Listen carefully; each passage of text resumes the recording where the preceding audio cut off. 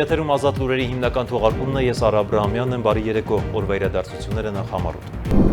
Ադրբեջանի խորհրդարանը պաշտոնական բողոքի հայտնել Միացյալ Նահանգների ներկայացուցիչների պալատի արտաքին հարաբերությունների հանձնաժողովի հայ գերիներին անհապաղ ազատ արձակելու պահանջի դեմ։ Բաքուն այն որակել է քաղաքական ճնշում եւ մերժել հայերի նկատմամբ ռազմագերի եւ քաղբանտարկյալ ձևակերպումները։ Հուլիսի 17-ի երեկոյան Բաստիլի գրավման օրվա առթիվ Հայաստանում Ֆրանսիայի դեսպանատանը կազմակերպած ընդունելությանը հյուրասիրությունից օգտված 10 քաղաքացիներ դիմել էին հիվանդանոցներ։ Սա ԱՏՄ-ն հայտնում է, որ ստուգումներ է իրականացնելու հյուրասիրության համար սննդատեսակներ մատակարարած բոլոր կազմակերպություններում։ Գագիկ Ծառուկյանի նկատմամբ հարուցվել է նոր հանրային քրեական հետապնդում առանձնապես խոշոր չափերով հարկերը չվճարելու համար։ Առանձնապես խոշոր չափերով հարկեր չվճարելու մեղադրանքով նաև ձերբակալվել է Ծառուկյանին պատկանող Երևանի Արարատ կոնյակի գինու օղու կոմբինատի տնօրեն Արման Դավթյանը։ Անցնող շաբաթվա քրեական քրոնիկոն։ Մարդու իրավունքների պաշտպան Անահիտ Մանասյանը աշխատանքային այցով օրերս Սյունիքում էր, տարբեր հանդիպումներ ունեցել, քննարկել մարզի բնակիչների իրավունքների պաշտպանությանը վերաբերող խնդիրները։ Ուկրաինական կողմը ավելի քան 300 անօդաչու թռչող սարքերով հարձակում է իրականացրել Եկատերինբուրգի, Սարատովի, Դոնի Ռոստովի, Բելգորոդի եւ Ղրիմի վրա։ Եկատերինբուրգում հարված է հասցվել Wildberries-ի հերթական պահեստին, օրվա միջազգային անցուդարձը։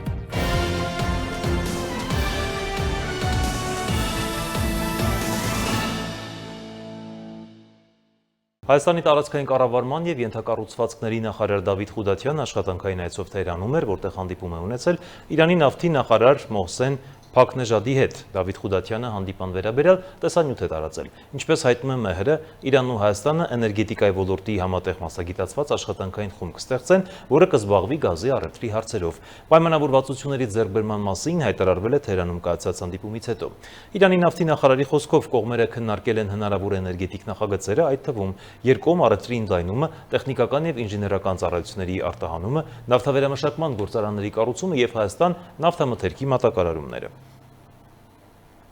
Այլ թեմաներ Ադրբեջանի բանտերում պահվող հայ գերիների շրջանում լուրջ վնասվածքներ ստացած անձանց վերաբերյալ տվյալներ են ստացվել։ Այս մասին Ազատությանը հայտնել է Միեդում հայ գերիների շահերի ներկայացուցիչ Սիրանուշ Սահակյանը։ Իրավապաշտպանը նշել է, որ այդ մտահոգիչ տեղեկությունները թեև ինքնուրույն ստուգել չի հաջողվել, սակայն ըստ նրա դրանք արժանահավատ են եւ չի բացառվում, որ վնասվածքները առաջացել են բռնության հետևանքով։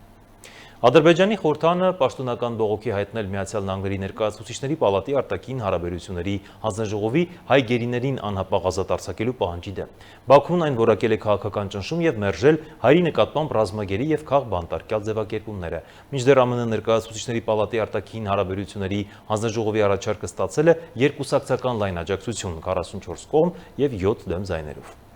Ադրբեջանի Միլլի Մեջլիսը վճռական բողոք է հայտնել Ամերիկայի Միացյալ Նահանգների ներկայացուցիչների պալատի արտաքին հարաբերությունների հանձնաժողովի ընդունած փոփոխության դեմ, որով Բաքվից պահանջվում է անհապաղ եւ առանց նախապայմանների ազատ արձակել Ադրբեջանում պահվող հայ ռազմագերիներին եւ քաղբանտարկյալներին։ Հուլիսի 24-ին տարածված հայտարարությամբ Ադրբեջանի խորհրդարանը մերժել է իր հասցեին ներկայացված մեղադրանքները, նախաձեռնությունը որակելով հայկական լոբբիի շահերից բխող քաղաքական ճնշման փորձ։ Միլլի Մեջլիսը նաև անձնական մեղադրանք է ուղղել փոփոխության հեղինակ կոնգրեսական Բրեթ Շերմանին, նրան կապելով հայկական կազմակերպությունների հետ։ Բաքվի դժգոհության պատճառը դարձած փոփոխությունն ընդունվել է հուլիսի 22-ին 44 կողմ եւ 7 դեմ ձայներով։ Այն ներկայացրել է կոնգրեսի հայկական հարցերով հանձնախմբի փոխնախագահ դեմոկրատ կոնգրեսական Բրեթ Շերմանը, հանձնաժողովի հանրապետական նախագահ Բրայան Մաստիի աջակցությամբ։ Հպարտ եմ, որ կոնգրեսում պաշտոնապես հայտնել եմ մեր դիրքորոշումը։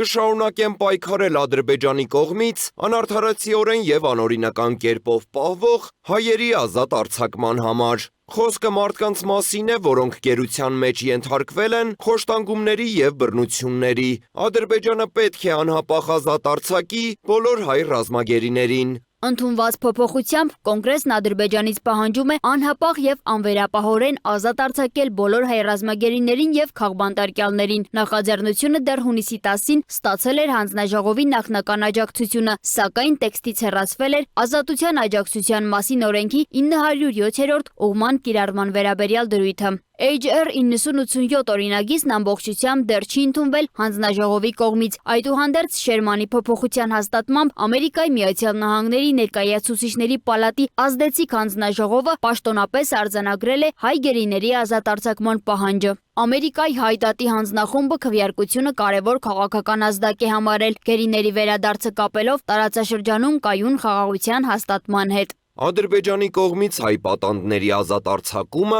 Արցախից տեղահանվածների անվտանգ վերադարձը եւ Հայաստանի տարածքից ադրբեջանական ուժերի դուրսբերումը խաղաղության նախապայմաններն են։ Դրանք կայուն կարգավորման անքննարկելի պահանջներն են, այլ ոչ թե Բաքվի ձեռքին գտնվող հաղթաթղթեր։ Դրանք չեն կարող օգտագործվել Հայաստանից նոր միակողմանի զիջումներ կորզելու համար։ Ադրբեջանի խորհրդարանը սակայն պնդում է, որ Բաքվի դատարանների կողմից դատապարտված հայերը ռազմագերիներ կամ քաղբանտարկյալներ չեն։ Միլի մեջլիսի հայտարարության մեջ նրանց վերագրվում են ռազմական հանցագործություններ, ահաբեկչություն եւ այլ ծանր մեղադրանքներ։ Բաքուն միջազգային պահանջները ներկայացնում է որպես իր դատական համակարգին միջամտություն։ Միևնույն ժամանակ Բաքվի վերաքննիչ դատարանում շարունակվում է Արցախի նախկին ռազմաքաղաքական ղեկավարների եւ մյուս հայ գերիների նկատմամբ կայացված դատավճիռների բողոքարկումը։ Հուլիսի 17-ի, 21-ի եւ 24-ի նիստերի ընթացքում պաշտպանները պահանջել են չեղարկել առաջին ատյանի վճիռները, մինչդեռ ադրբեջանցի դատախազները պնդել են, որ մեղադրանքները հիմնավորված են եւ բողոքները պետք է մերժվեն։ Հաջորդ նիստը նշանակվել է հուլիսի 27-ին։ Իդեպ Ռուբեն Վարդանյանի գործով իրավական պայքարն արդեն տեղափոխվել է միջազգային հարթակ։ Հուլիսի 19-ին Մարդու իրավունքների եվրոպական դատարան պաշտոնական գանգատ է ներկայացվել Մարդու իրավունքների եվրոպական կոնվենցիայի 8-րդ հոդվածի խախտումների վերաբերյալ։ Ըստ Միեդում Ռուբեն Վարդանյանի շահերի ներկայացուցիչ Սիրանուշ Սահակյանի դատավճռում Ռուբեն Վարդանյանի անհատական մեղքը չի հիմնավորվել փաստերով կամ ապացույցներով։ Նա չի բողոքարկել դատավճիռը, քանի որ դատավարությունը համարել է բեմադրված եւ կանխորոշված, իսկ ներպետական միջոցները անարդյունավետ։ Նա նաև հավելել է, որ անկարելի է պաշտպանել իրավունքներն այնպիսի համակարգում, որն ի սկզբանե մերժում է արդար դատաքննության իրավունքը, ուստի արդարության համար պայքարը շարունակվելու է միջազգային իրավական մեխանիզմներով։ Բաքվի ռազմական դատարանը փետրվարի 17-ին Ռուբեն Վարդանյանին դատապարտել էր 20 տարվա ազատազրկման։ Նրա ներկայացուցիչների պնդմամբ դատավճիռը չի հիմնավորում անհատական քրեական պատասխանատվությունը, իսկ պաշտոնական կողմին չի տրամադրվել արդյունավետ դատաքննության հնարավորություն։ Ամերիկայի Միացյալ Նահանգների Կոնգրեսի հանձնաժողովի քվեարկությունն առայժմ պարտադիր իրավական ուժ չունի, սակայն 44 կոնգրեսականների աջակցությունը ցույց է տալիս, որ հայ գերիների ազատ արձակման հարցը երկկուսակցական աջակցություն է ստանում եւ ամրապնդվում որպես Հարավային Կովկասում կայուն խաղաղության հասնելու նախապայման։ Սոնա Գիշյան, Free News, Ազատ լուրեր։ Հուլիսի 17-ի երեկոյան հիվանդանոցներ են դիմել 10 քաղաքացի սուր աղիքային վարակ ախտորոշմամբ։ Համաճարակաբանական հետազոտության պարզվել է, որ բոլոր բուժառուները հուլիսի 14-ին մասնակցել են Ֆրանսիայի Հանրապետության ազգային տոնի Բաստիլի գրավման օրվա առթիվ Հայաստանում Ֆրանսիայի դեսպանատանը կազմակերպած ընդունելությանը, որի ընթացքում օգտվել են Բաքվում մատուցված հյուրասիրությունից։ Սննդամթերքի անվտանգության տեսչական մարմինը անմիջապես ձեռնարկել է գործողություններ պարզելու համար, թե որտեղից է ձեռք բերվել հյուրասիրության համար նախատեսված սնունդը։ Ավելի ուշ հայտնի է դարձել, որ հյուրասիրությունը կազմակերպել է Երևանի Արմենիա Մարիոթ հյուրանոցը։ Տեսչական մարմինը հայտնում է, որ ստուգումներ կիրականացնի բոլոր սննդատեսակները մատակարարած կազմակերպություններում, նշելով, որ արդյունքները կհրապարակվեն։ Գագիկ Ծառուկյանի նկատմամբ հարուցվել է նոր հանրային քրեական հետապնդում առանձնապես խոշոր չափերով հարկերը չվճարելու համար։ Այս մասին հայտում են քննչական կոմիտեից։ Մեկ այլ տեղեկատվության համաձայն առանձնապես խոշոր չափերով հարկեր չվճարելու մեղադրանքով նա նաև ձերբակալվել է Ծառուկյանին պատկանող Երևանի Արարատ կոնյակի գնողու կոմբինատի տնօրեն Արման Դավթյանը։ Ուժեղ Հայաստան կուսակցության падգամավոր Դավիթ Ղազինյանի նկատմամբ խափանման միջոց կալանքը դատարանը վերացրել է։ Նա ազատ է արձակվել։ Դավիթ Ղազինյանը 2 ամսով կալանավորվել էր, քանի որ հակակոռուպցիոն կոմիտեի ծառայողների կողմից իրականացված միջոցառումների արդյունքում փաստական տվյալներ էին ստացվել այն մասին, որ Ուժեղ Հայաստան կուսակցության Արաբկիր վարչական շրջանի գրասենյակում որպես պատասխանատու նշանակված անձինք, նաև նույն կուսակցության падգամավորի թեկնածու գրանցված Ղազինյանը ընտրողներին խոստացել, նաև տվել էին ընտրակաշարք։ Դեպքի արդիվ հակակոռուպցիոն կոմիտեում նախաձեռնվել էր քրեական բարույթ։ Անցնող շաբաթվա քրեական քրոնիկոն։ 20-ամյա ժամկետային զինծառայող Նարեկ Թորոսյանի մահվան գործով ձերբակալված 2 զինծառայողները կալանավորվել են։ Նրանց նկատմամբ քրեական հետապնդում է հարուցվել անզգուշությամբ ինքնասպանության հասցնելու մեղադրանքով։ Քննչական կոմիտեի հաղորդմամբ մեղադրյալներից մեկը կրտսեր սերժանտ է, մյուսը շարքային զինծառայող։ Հիշեցնենք, Նարեկ Թորոսյանին մահացած էին գտել հուլիսի 21-ին։ Քննչական կոմիտեն ավարտել է Պաշտպանության նախկին նախարար Սերժ Սարգսյանի կողմից Գյումրիի Սևբերտ ամրոցի օտարման գործով նախաքննությունը, ըստ որի 2005 թվականին նախկին նախարարը 22.951.500 դրամով ուղղակի վաճառքով օտարել է հանրապետական նշանակության պատմամշակութային հուշարձան հանդիսացող Սևբերտ ամրոցը եւ դրա հարակից 0.7 հեկտար հողամասը, կառավարության որոշումներով չնախատեսված կարգով։ Սերժ Սարգսյանին մեղադրանք է առաջադրվել պաշտոնեական լիազորությունների չարաշահման համար, որն անզգուշությամբ առաջացրել է ծանր հետևանքներ։ Քրեական վարույթը մեղադրական եզրակացությամբ ուղարկվել է հսկող դատախազին։ Գլխավոր դատախազությունը Նարեկ Կարապետյանի նկատմամբ հանրային քրեական հետապնդում է հարուցել հավաքին մասնակցելուն հարկադրելուն եւ առանձնապես խոշոր չափերով փողերի լվացման մեղադրանքներով։ Վերջին հոդվածով նախատեսվում է մինչև 12 տարվա ազատազրկում։ Կենտրոնական ընտրական հանձնաժողովը համաձայնություն է տվել Կարապետյանին մեղադրանք առաջադրելուն, սակայն վերադարձրել է նրան կալանավորելու վերաբերյալ դատախազության միջնորդությունը, նշելով, որ այդ հարցը չի մտնում Կենտրոնական ընտրական հանձնաժողովի լիազորությունների շրջանակում։ Նարեկ Կարապետյանի նկատմամբ որպես խափանման միջոց ընտրվել է բացակայելու արգելքը եւ 1 միլիարդ դրամ գրավ։ Երևանի վարչական տարածքում կազմակերպված համատեղ միջոցառումների արդյունքում հայտնաբերվել են օրենսդրությամբ սահմանված պահանջների խախտմամբ ծառայություն մատուցելու դեպքեր, մասնավորապես առանց իրավական հիմքերի վճարովի ավտոկայանատեղի կազմակերպելու, որի համար կազմվել են թվով 10 արձանագրություն։ Կոտայքի մարզի Վերին Պտղնիում գործող ՕՔ ընկերությանը պատկանող ժամանցի կենտրոնում իրականացված օպերատիվ հետախուզական միջոցառումների արդյունքում բացահայտվել են հարկերից խուսափելու դեպքեր։ Պեկի տվյալներով ընկերությունը 2025-ից 26 թվականներին կազմակերպված 25 միջոցառումներից ստացված 300 միլիոն դրամ հասույթը չի արտացոլել հարկային հաշվարկներում, ինչի հետևանքով պետբյուջե չի վճարել 82 միլիոն դրամ հարկ։ Փաստի առթիվ քննչական կոմիտեին ներկայացվել առերևույթ հանցագործության մասին հաղորդում նախաձեռնվել է քրեական վարույթ։ Փաստական տվյալներ են ձեռք բերվել այն մասին, որ Ուժեղ Հայաստան կուսակցության օգտին առավելագույն քվեներ ապահովելու նպատակով հիշել կուսակցության համակիրները նախնական համաձայնությամբ Արարատի մարզի Մասիս համայնքի մի խումբ ընտրողների խոստացել են տալ ընտրակաշարք, դեպքի առթիվ նախաձեռնվել է քրեական վարույթ, ձերբակալվել են մի շարք անձինք, կատարվել են խուզարկություններ եւ վարույթային այլ գործողություններ։ Քննչական կոմիտեն եւ ազգային անվտանգության ծառայությունը բացահայտել են 2024-ից 26 թվականներին Տելեգրամի առցանց հարթակների միջոցով առանձնապես խոշոր չափերով թմրամիջոցների ապօրինի շրջանառությամբ եւ մաքսանենգությամբ զբաղվող հանցավոր խումբ։ Խմբի ղեկավարն ու նրա կինը ձերբակալվել են, երբ փորձել են հատել Հայաստանի պետական սահմանը։ Նրանց մեղադրանք է առաջադրվել առանձնապես խոշոր չափերով թմրամիջոցների ապօրինի իրացման համար։ Նախաքննության ընթացքում բացահայտվել է նաեւ խմբի եւս մեկ անդամ, որի բնակարանի խոզարկությամբ հայտնաբերվել եւ արգրավել է 2 կիլոգրամ տարբեր տեսակի թմրամիջոց, նաև դրանց իրացման համար նախատեսված պարագաներ։ Խմբի ղեկավարը կալանավորվել է, իսկ նրա կնոջ նկատմամբ որպես խափանման միջոց կիրառվել է տնային կալանքը, նախաքննությունը շարունակվում է։ Ներքին գործերի նախարարության քրեական ոստիկանության ծառայողները Դիլիջանում հայտնաբերել եւ ձերբակալել են օրեր առաջ Մայրաքաղաքի Մուրացանի փողոցում հանցագործություն կատարելու մեջ մեղադրվող 2 հետախուզվողի։ Մարդու իրավունքների պաշտպան Անահիտ Մանասյան աշխատանքային այցով օրերս Սյունիքում էր, որտեղ հանդիպումներ է ունեցել համայնքների ղեկավարների, մարզային իշխանությունների, պետական կառույցների եւ քաղաքացիական հասարակության ներկայացուցիչների հետ, այցելել սոցիալական եւ փակ հաստատություններ, զորամաս եւ սահմանային անցակետ։ Այցի ընթացքում քննարկվել են մարզի բնակիչների իրավունքների պաշտպանությանը վերաբերող մի շարք խնդիրներ։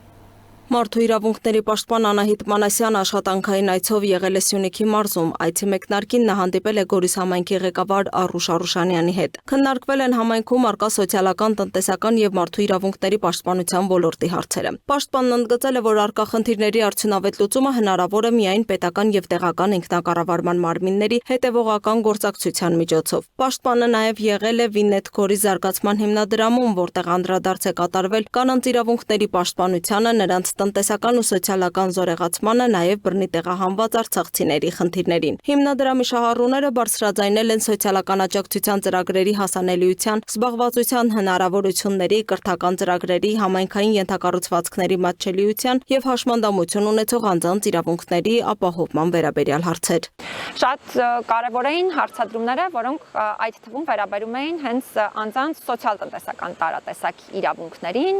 դարձյալ ավելի շատ սոցիալական խնդիրներ էին քաղաքացիները այդ շահառուները կազմակերպությունում բարձրաձայնում, դրանք էլ բոլորը ըստ իրավասության հասցեավորվելու են եւ հետեւողական աշխատանք է դրանց առնչությամբ իրականացվելու։ Անահիտ Մանասյանն այցելել է նաև Գորիս քրեակատարողական հիմնարկ, ծանոթացել ազատությունից զրկված անձանց պահման պայմաններին, զրուցել նրանց հետ եւ լսել բարձրացված խնդիրները։ Հիմնարար հարցը, որ այս առնչությամբ ես անմիջապես այցից հետո բարձրաձայնել եմ, Գորիս քրեակատարողական հիմնարկի շենքային պայմաններին առնչվող հարցն է, որովհետև ես որպես մարդու իրավունքների պաշտպան պետք է արձանագրեմ, որ քրեակատարողական հիմնարկի շենքային պայմանները չեն բավարարում միջազգային չափանիշներին։ Իհարկե, խնդիրը մեկօրյա լուծում ստացող խնդիր չէ, որովհետև շատ երկար տարիներ ըստ էության այս առնչությամբ աշխատանքները չեն եղել այնպիսին, որպեսզի այսօր մենք ունենանք պատշաճ միջավայր, հատկապես շենքային պայմանների հետ կապված, եւ նաեւ պարբերաբար պետական մարմինները տեղեկացնում են այս փուլում առկա նախաձեռնությունների մասին։ Ուրախ եմ շատ, որ կան նախաձեռնություններ շենքային պայմանները բարելավելու հետ կապված եւ նաեւ մի քանիսը արդեն իսկ իրականացված էին։ Այցի ընթացքում Մանասյանը հանդիպել է նաեւ Սյունիքի մարզպետ Ռոբերտ Ղուկասյանի հետ, քննարկվել են մարզում առկա ջրամատակարարման, գազաֆիկացման, սեփականության իրավունքի իրացման, դպրոցաշինության եւ սոցիալ-տնտեսական այլ հարցեր։ Երկկողմ ճիշտ համագործակցություն կա Սյունիքի մարզպետի աշխատակազմի եւ մարդու իրավունքների պաշտպանի գրասենյակի միջև եւ ամենօրյա ռեժիմով կա համագործակցություն, աշխատանք, ինչն էլ տալիս է իր արդյունքները, թե Տիկին Մանասյանի անհատական ջանքի եւ թե ինստիտուտի ամենօրյա աշխատանքի արդյունքում մենք իրականում ունենում ենք լավ պատկեր։ Ես վստահ եմ, որ մարդու իրավունքները դա կարևորագույն օղակներից մեկն է, որը պետք է պահել միշտ ուշադրության կենտրոնում եւ դրա էֆեկտիվությունը պայմանավորված է ուղղակի մարդու իրավունքների պաշտպանի հետ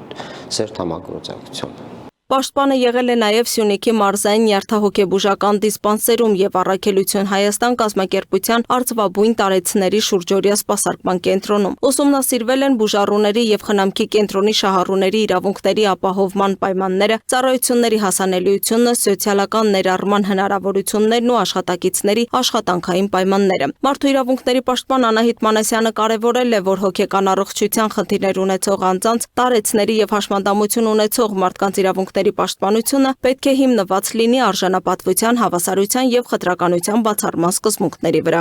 Այստեղ եւս պիտի առանձնացնեմ շենքային պայմանների բարելավման անհրաժեշտության հարցը։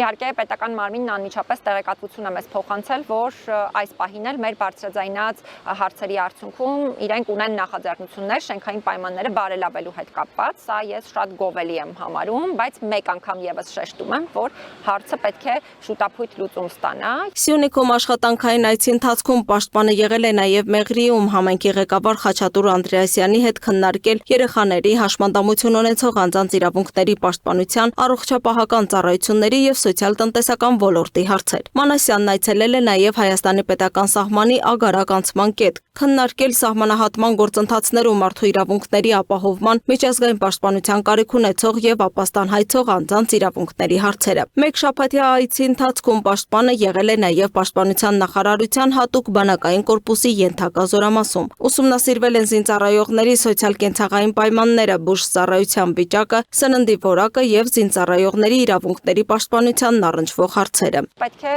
այս համատեքստում հատուկ ընդգծեմ նաև այն մշտական քննարկումը, որ ունենում եմ զինված ուժերի գործընկերների հետ, մասնավորապես ինքնասպանությունների եւ ինքնավնասումների կանխարգելման, կյանքի իրավունքի երաշխավորման, բարոյահոգեբանական պատշաճ միջավայրի երաշխավորման տեսանկյունից կարծում եմ, որ այս ուղղությամբ մեր համատեղ քայլերը եւ իրավասու մարմնի քաղաքականությունը պետք է լինի շատ համալիր եւ անընդհատ։ Այցի վերջին օրը Անահիտ Մանասյանը հանդիպել է Կապան համայնքի ղեկավար Գևորգ Փարսյանի հետ, քննարկվել են երեխաների հաշմանդամություն ունեցող անձանց իրավունքների պաշտպանությանը, նաև համայնքի սոցիալ-տնտեսական խնդիրներին վերաբերող հարցեր։ Մենք մարդու իրավունքների պաշտպանի հետ քննարկեցինք ուրեմն մարդկանց սոցիալական անվտանգության եւ պաշտպանության հարցերը եւ ավելի շատ կփորձենք կենտրոնանալ սոցիալական պաշտպանության վրա, սոցիալական իրավունքների իրացման վրա։ Սյունիքի մարզ կատարած աշխատանքային այցը պաշտպանն ամփոփել է ՄԻՊ աշխատակազմի մարզային ստորաբաժանման գրասենյակում։ Քննարկվել են հավաքագրված խնդիրներն ու դրանց հնարավոր համակարգային լուծումները։ Մարզային այցերն իմ ամենօրյա գործունեության մասն են կազմում եւ դրա հիմնական նպատակն է տեղում ծանոթանալ խնդիրներին, տեղում լսել մարդկանց եւ դրա միջոցով բացի գրասենյակային աշխատանքի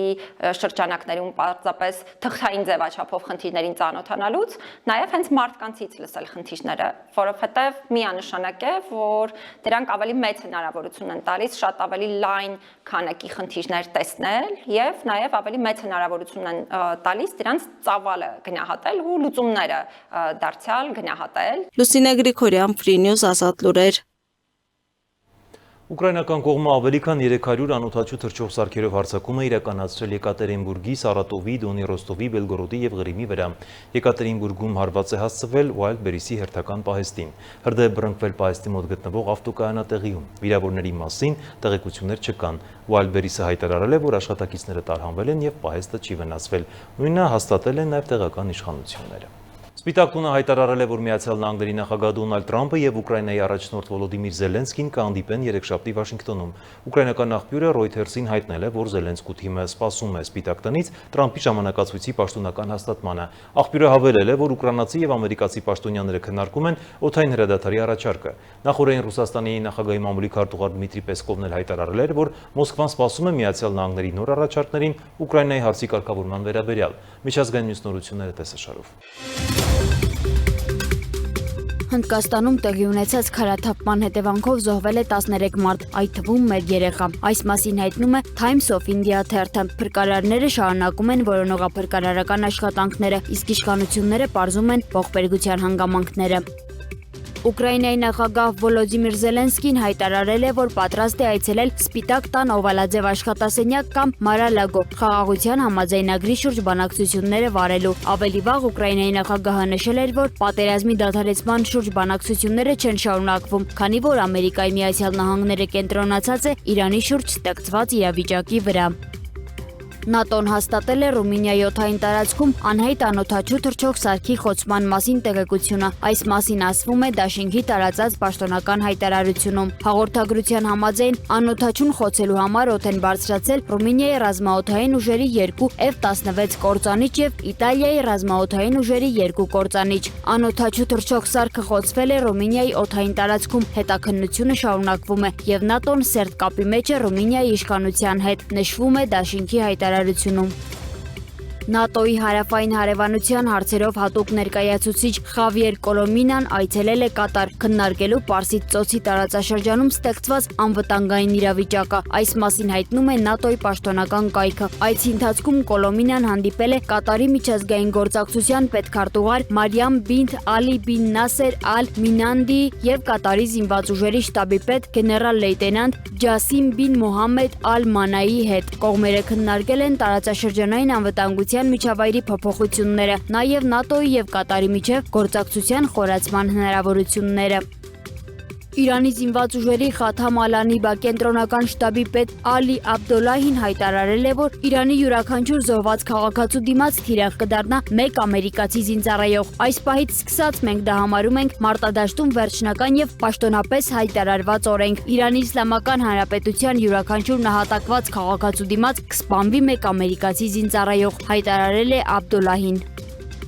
Ամերիկայի Միացյալ Նահանգները պատժամիջոցներ է սահմանել 4 ֆիզիկական եւ 9 իրավաբանական անձանց նկատմամբ, որոնք ըստ Վաշինգտոնի առնչվում են իրանցի գործարար եւ ֆինանսիստ Բաբախ Զանջանիի ենթադրյալ ցանցին։ Այս մասին հայտնել է Ամերիկայի Միացյալ Նահանգների ֆինանսների նախարարության օտարերկրյա ակտիվների վերահսկման վարչությունը։ Պատժամիջոցների ցանկում ընդգրկվել են Իրանի, Արաբական Միացյալ Էմիրությունների եւ Նիդերլանդների քաղաքացիներ, նաեւ Տաջիկստանի 1 քաղաքացի։ Սև ցուցակում հայտնված 9 ընկերություններ գրանցված են Իրանում, Արաբական Միացյալ Էմիրություններում եւ Թուրքիայում։ Պատժամիջոցների շրջանակում Ամերիկայի Միացյալ Նահանգների իրավասության ներքո գտնվող նրանց ակտիվները ենթակա են սառեցման։ Ամերիկացի քաղաքացիներին արգելվում է գործարքներ իրականացնել նրանց հետ, իսկ պատժամիջոցների ցանկում ընդգրկված անձանց մուտքը Միացյալ Նահանգներ սահմանափակվում է։ Վաշինգտոնը պնդում է, որ Բաբակ Զանջանի ընկերությունները նպաստում են Իրանի նկատմամբ սահմանված արևմտյան պատժամիջոցների շրջանցմանը եւ աջակցում են Իրանի Իսլամական հեղափոխության պահապանների կորպուսին։ Նշվում է նաև, որ Ամերիկայի Միացյալ Նահանգները Զանջանի նկատմամբ պատժամիջոցներ էր սահմանել նաև 2026 թվականի հունվարին։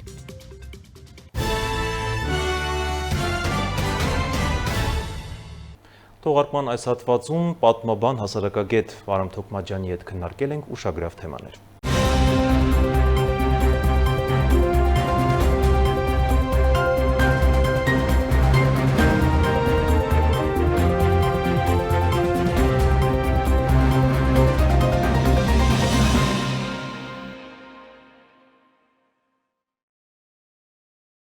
Բարեկո պարոն Թոքմաջյան, շնորհակալություն հրավերն ընդունելու համար։ Պարոն Թոքմաջյան, այսօր կարևոր մի թեմայի շուրջ ենք խոսելու, մի թեմա, որը վերաբերում է կարծես բոլորիս, շարքային քաղաքացուց մինչև պետական բարձրաստիճան չինովնիկ։ Շատ նուրբ թեմա է եւ շատ կարևոր թեմա։ Եվ պատահական չէ, որ հենց ձեզ ենք ընտրել որպես պատմաբան հասարակագետ, ձեր գործի լավագույն գիտակ։ Խոսելու ենք հասարակության բևեռացման մասին։ Ինչ է դա, ինչու է հատկապես այս փուլում, երբ որ պատերազմը եղել է, պարտվել ենք ցավոք, մեր հասարակությունը բևեռացվել է կարծես։ Եվ առհասարակ պատմական որ ժամանակահատվածումներին են բնորոշ հասարակության բևեռացումները։ Խնդրեմ։ Հիմնականում ճգնաժամային եւ հետճգնաժամային։ Կարելի է եւ դիտարկել պատերազմը ճգնաժամային չէ, բայց այդ ժամանակ ավելի շատ բևեռացումը ակնհայտ չի, որովհետեւ կա մեկ հավաքական թշնամի, բայց սա չի նշանակում, թե հասարակության ներսի խութերը, խնդիրները վերանում են։ Պարզապես այդ պայն բոլոր կողմերը թայմ-աութ են վերցնում, հա, եւ գոնե մեծամասնությունը հիմնական խաղացողների սկսում է գործել մեկ նպատակի համար, բայց իհարկե լինում են ուժեր, որոնք որ նորից, ներսից, հա, փորձում են քայքայել ամեն ինչ, սա մենք շատ լավ հատկապես տեսել ենք 92-94 թվականների պատերազմի ժամանակ։ Երբ որ մենք այդ ժամանակ հաղթանակ ունեինք։ Հա, բայց էլի Հայաստանի Հանրապետության ներսում կար կուսակցություն, հա, որը ցուցակ էր կազմել, թե երկրի ղեկավար կազմից քանի հոգու է սպանելու։ Դա հայտնի գործ կա քրեական, հա, որը հետագայում Ռոբերտ Քոչարյանի իշխանության օրոք փակվեց ու գնաց այնտեղ, որ պետք էր գնար։ Հիմա տեսեք, մեր հասարակությունը ոչ միայն հետ պատերազմյան ճգնաժամի մեջ է։ Երբ որ դուրս ես գալիս փողոց, քեզ թվում է ամեն ինչ լավ է, չէ՞, հատկապես Երևանում, սրճարանները, ռեստորանները, լիքը, բոլորը սիրունիկ թիթիզիկ հակած կապած, հա, լիքը տարատեսակ աչոնիկներ եւ տղուկներ, բոլորը իրար ժպտում են, լավ է, դա հեդոնիզմն է, հա, հաճույքներին միտված մի հատ վիճակ, որը որ քեզ հեռացնում է իրականությունից, իրական մտածումից, իրական վիճակից, որովհետեւ դու չես ուզում դրա մեջ խորանաս։ Մյուս կողմից, ինչ է հասարակությունը բևեռացվում, ընտրությունները նոր են վերջացել։ Թե ընդդիմությանը, թե իշխանությանը, երբ որ չունես բովանդակային արժևանություն եւ երբ խոսույթը գաղափարների կամ ուղղությունների շուրջ չի, ուզես թե չուզես, դու պիտի բևեռացնես այդ հասարակությանը, որը արդեն իսկ բևեռացված է։ Մի հատ էլ դու պիտի ավելորդ լրացիչ լիցքեր հաղորդես, որպեսզի կարողանաս քո զանգվածներին մոբիլիզացնես։ Հակառակ պարագայում դու քո զանգվածներին չես մոբիլիզացնի։ Որևէ դեպքում։ Հիմա մեր դեպքում ընդդիմությունը Էլզաց է, հա, ֆեյք է։ Անգամ կիտ չէ, հա, ինքը ինչ է։ Ինչ որ մի հարմար իրավիճակում հայտնված ռեսուրսների տիրապետող մարդկանց խումբ է, որոնք որ չեն բերում համարժեք գաղափարներ։ Իշխանությունը վեհ չէ։ Ով է վերացնում այդ բևեռացումը, ով պիտի անի իշխանությունը։ Ընդդիմությունը չի կարող դա անել։ Ընդդիմությունը բովանդակազուրկ է մեր դեպքում։ Կարող են լինել երկրներ, որտեղ ընդդիմությունը թելադրի,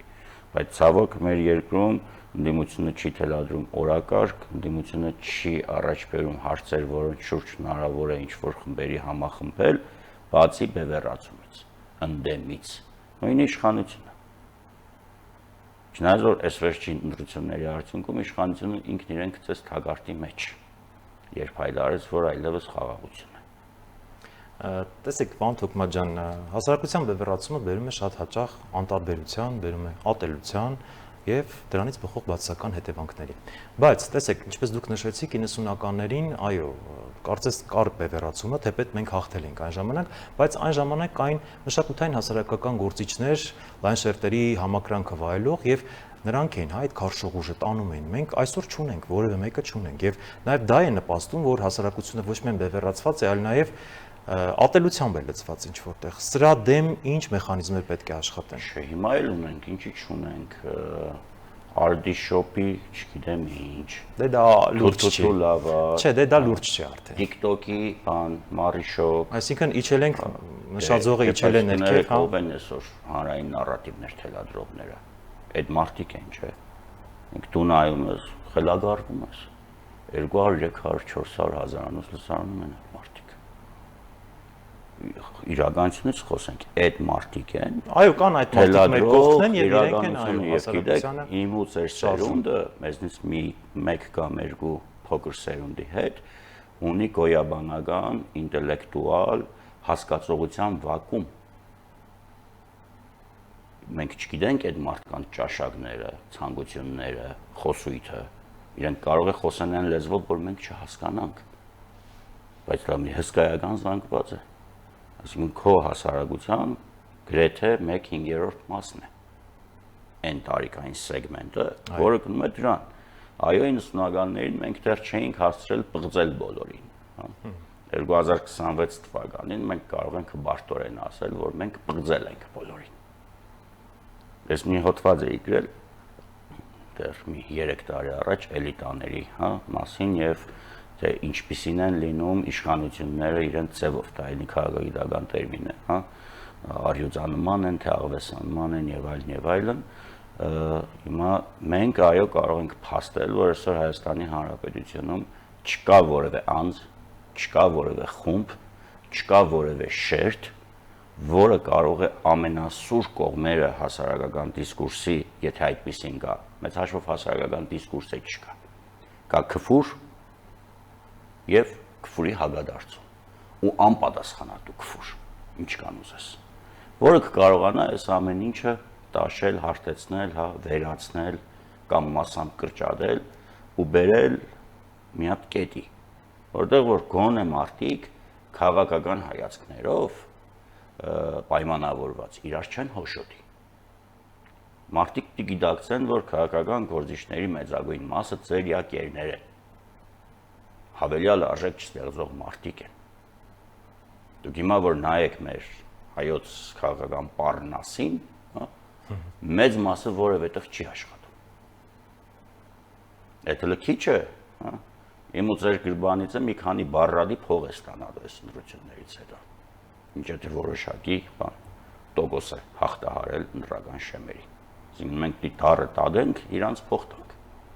Հիմա երբ որ դու տոտալ ոչնչացնում ես ամեն ինչ, իսկ մենք այդ ոչնչացրել ենք, հետևողականորեն ոչնչացրել ենք։ Այդ ընդհանրականության մի մասը Քոչարյանի ժամանակ դարձավ բնագալեզների հանրույթ, բառիս բուն իմաստով, շատ ուղիղ իմաստով, ոչ թե փոխաբերական իմաստով։ Սերժ Սարգսյանի ժամանակ դարձան հարմար հաճախորդներ, հա, շատ դեպքերում սոցիալական բարձր պատասխանատվության կանայք, մարմնավաճառները, հա, ավելի պատվախնդիր են իրենց գործունեության մեջ, քան այդ Սերժ Սարգսյանի իշխանության օրոք այդ մտավորական կոչված հանրույթի մի մասներ, չեմ ասում, չկային սպիտակ ակրավներ, որոնք որ ցավոք մի մասը մեր հետ չի, մի մասն էլ այս իշխանության օրոք ճկվեց։ Ցանկացած մեկին մեր օրերում մեդիա ռեսուրսների այս վիճակում ինտելեկտուալ այս դեգրադացիայի շրջանում հնարավոր է փչացնել 2 րոպեում։ Եթե անգամ ինքը ամբողջ կյանքը լավ բաներ արել այս երկրի համար, կարելի է անպայման գտնել դպրոցական տարիների 4-րդ դասարանից սխալ զուգարան գնալու մի հատ դրվագ եւ այդ մարդուն փչացնել։ Դուք պատկերացնում եք մեր անցյալի հերոսները, եթե հանգարց ապրեին մեր օրերում։ Շատ դաժան բան եք ասում, հերոսազուրկ կլինեինք։ բայց տեսեք, հիմա դուք խոսում եք, կարևոր բաներ եք ասում, բայց ձեր խոսքից պարզ է դառնում, որ մեր հասարակությունը բավականին հիվանդ է, բավականին բժշկության լուրջ խնդիր ունի եւ այդ դեղատոմսը ո՞րն է, հա, կրթության ավելի լավարկում, հենց նույն այդ մշակութային գործիչների իրական դեմքի պահպանում, որքան էլ քաղաքական հայացքներ լինեն, մարդը իր իրական դեմքը չպետք է կորցնի։ Այ ինչ է պետք մեզ, ինչ դեղատոմս կառաջարկեք դուք, որպես հասարակագետ այս դեպքում, հետո նոր պատմաբան, որ այս թմբիրից դուրս գանք, հա, այս տխուր վիճակից դուրս գանք, որովհետև երբ որ հասարակության ու ժողովրդի իմունիտետը ցածր է, այնտեղ արդեն շատ հեշտ է ամեն ինչ անել։ Դրսի ուժերի համար հատկապես։ Սա միայն մեր հասարակությանը բնորոշ չի։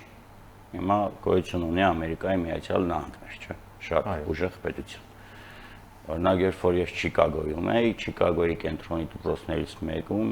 տեսա այդ, որ 7-րդ դասարանից սկսած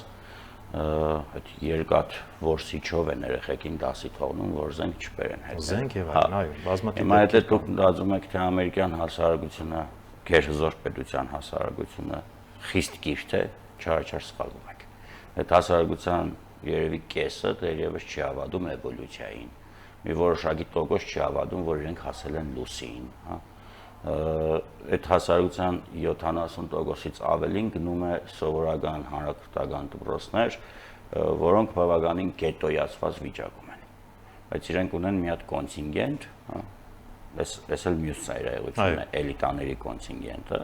որը որոշում է այդ պետության եւ այդ հասարակության ընթացքը։ Այսինքն ստանում է լավ կրթություն, ունի ինչ-որ բարեկեցություն եւ այլն, եւ հետո կարողանում է մանիպուլացնել կամ ուղղորդել այն էլեկտորատին։ Սրանով մենք նորություն չենք, մենք շատ ենք խոսում կրթությունից, շատ լավ։ Եկեք պատկերացնենք, որ դպրոցը ինքը իդեալական է, բուհը իդեալական է, դա լուծում չի տալու, դա կարող է օգնի ինչ-որ կերպ, բայց լուծում չի տալու։ Լուծումը դա պետության, եթե կուզեք, մշակույթը երբեմն պետք է պարտադրել բռնությամբ, եթե կուզեք։ Պետությունը ունի տագանակ խփելու մարդկանց գլխին։ Դա պետք է անի պետությունը, այդ թվում իմ ձեր մյուսների միջոցով անուղղակի իր պետական պատվերի շրջանակներում ուղղակի, հա, ոչ ֆորմալ միջավայրում անուղղակի։ Կարտան մարդիկ, շատ տիկարտան, թատրոն տիկնան, կինո վերջապես, վերջերս էլ ոսկե ծիրաններ, կարծես մարդը չկա։ Եվ այլն, բանը, ինչ ասեմ, աղջիկները չպետք է հանդիպեն փարչակների հետ, լպիրջների հետ, լաբարոշների հետ, հանցագործների հետ, այդ սերից շատ բան է կախված, հա, դիստիվեն բարեկրթվել։ Այսինքն յուրաքանչյուրս մեր տեղում հա պետք է ծանր աշխատանք իրականացնել։ Այն մի հանրային գործիչ կա, հիմի որ Ամերիկայում նստած է, դոգը, այդ դա բացեց Պանդորայի արկղը, ու այս հասարակությունը սկսեց։ Բայց բացեց արկղը ու բոլորին ականջին հաճույ էր դա, եւ բոլորը սկսեցին։ Պարզվեց, որ մենք ապրում էինք կեղծիքի միջավայրում։ Պարզվեց, որ մոր քֆուրը այդքան էլ տաբու չէր, ինչքան փորձում էինք ներկայացնել։ Պարզվեց, որ կարելի է ընտանիքով նստել, հա, եւ նայել բազմաժանր վերբալ պորնոգրաֆիա։ Պարզվեց կարելի է այդ ամեն ինչը։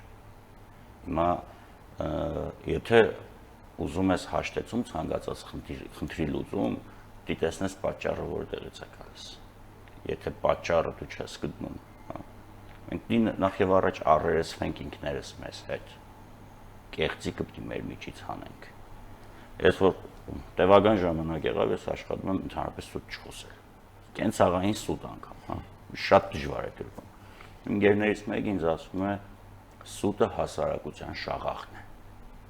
Ես հասկանում եմ, որ այո, մարդկային հասարակությունը ինչ սկսել է խոսքային հարաբերման մեջ մտնել եւ յուրացրել է լեզուն, սուտը այնքան հին է, ինչքան մարդկային հարաբերությունները, հա, բայց չէ, այդ կեղծիքն է մեզ կործանում։ Մենք ունենանք քաջություն առերեսվելու ինքներս մեզ հետ։ Մենք դի աշխատենք գոնե մի օր սուտ չխոսել, որևէ մեկին չխաբել, չգծել, չստորացնել, չնվաստացնել,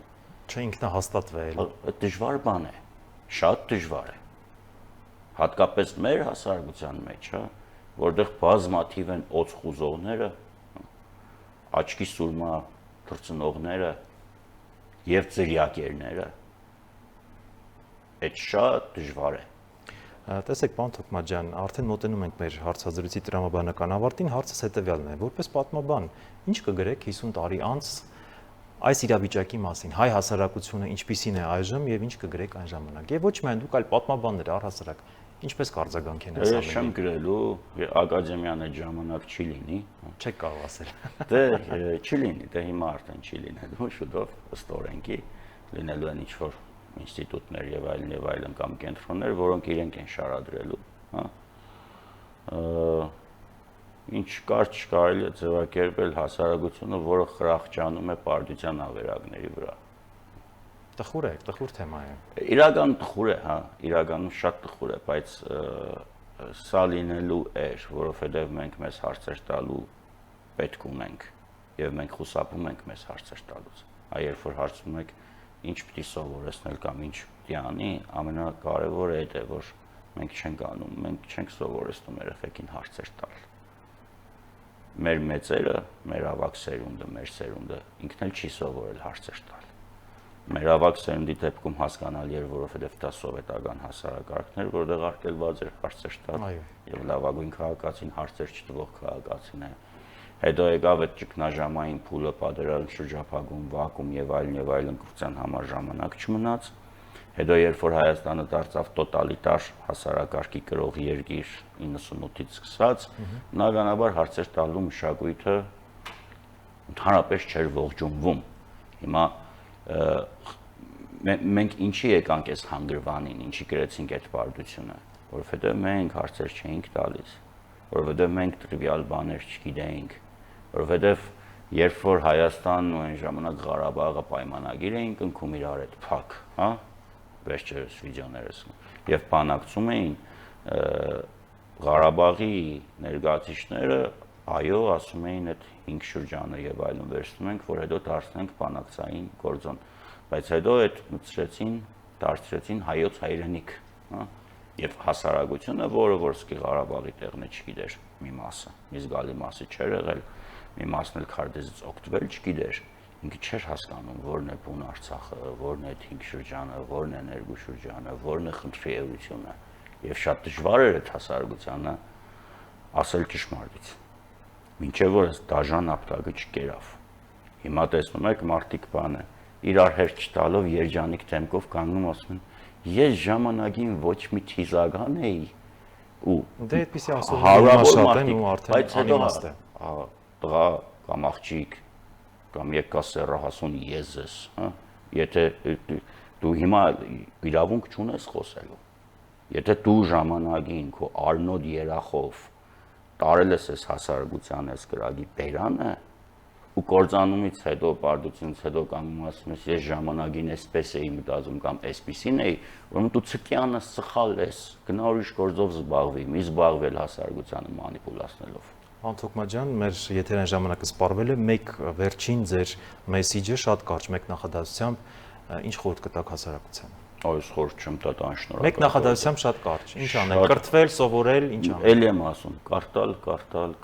մտածել, կասկածել։ Շնորհակալ եմ հանգամանալից ներկայացնելու համար։ Լսում շնորհակալ։